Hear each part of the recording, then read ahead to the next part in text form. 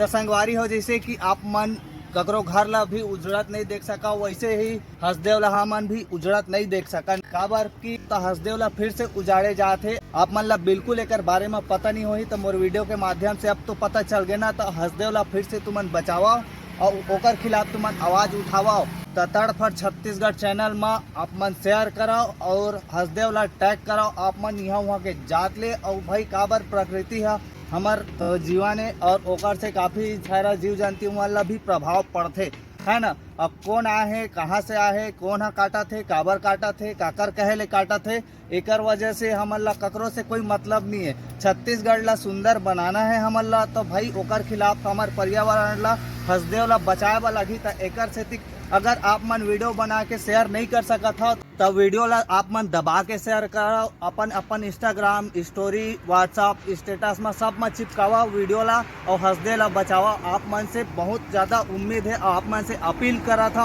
हर एक जनता में बहुत ज़्यादा पावर है तो आप मन अपन पावर ला दिखावा। जैसे ए दाफे हमन सरकार ला बदल के दिखाए हैं वैसे आप मन वहाँ जाके हसदेव ला वोट करो ताकि ज़्यादा से ज़्यादा रुके और ज़्यादा से ज़्यादा आप मन शेयर कर सको। आप मन वहाँ जा नहीं सकत हो तो ये वीडियो के माध्यम से आप मन वहाँ तक पहुँचाओ और टैग कराओ तड़फड़ छत्तीसगढ़ चैनल ला।